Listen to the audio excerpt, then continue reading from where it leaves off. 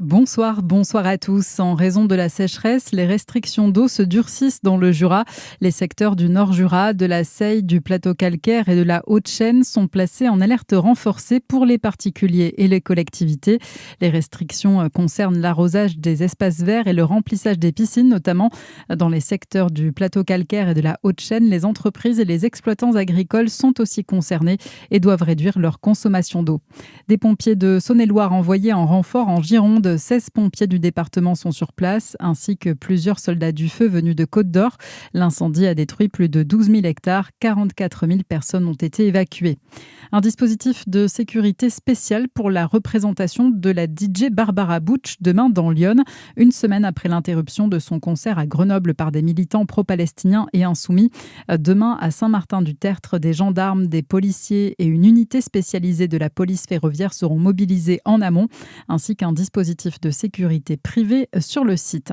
Ancien adjoint au sport et figure de la nuit dijonnaise, Gérard Dupire est décédé. Il avait 82 ans, socialiste. Il avait été adjoint au sport sous François Rebsamen de 2001 à 2014. Il avait aussi été propriétaire de bars et de discothèques à Dijon.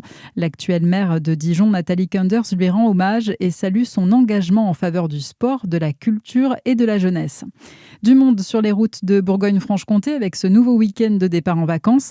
Soirée classée rouge dans le sens des départs, même chose demain. En revanche, tous les voyants seront au vert dans le sens des retours.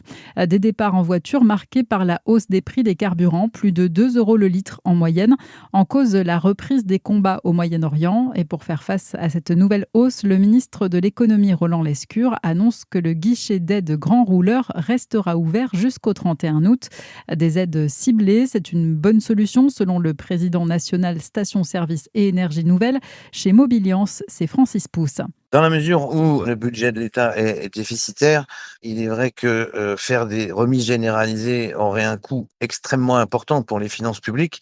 Vous ne pouvez pas baisser en dessous de 15% la TVA qui est aujourd'hui de 20% sur les carburants, donc la ramener à 5,5 c'est très compliqué. Quant à la baisse d'accise, l'ancienne taxe fixe sur le carburant, sa baisse est encadrée et vous ne pouvez pas dépasser un niveau minimum. Après, c'est un choix politique de dire est-ce qu'on consacre 7 à 10 milliards, hein, c'est le cas si on baisse l'accise, la TVA, ou est-ce qu'on fait des choses ciblées pour que ça coûte moins au budget de l'État et donc aux contribuables derrière. De son côté, Total Energy a annoncé rétablir son plafonnement des prix, 1,99 € le litre d'essence et 2,25 € le diesel. Enfin, un mot de sport, Tadej Pogačar remporte la 19e étape du Tour de France au sommet de l'Alpe d'Huez. Demain, les coureurs devront à nouveau gravir le col et l'arrivée de la Grande Boucle aura lieu dimanche à Paris. À suivre votre météo sur Fréquence Plus.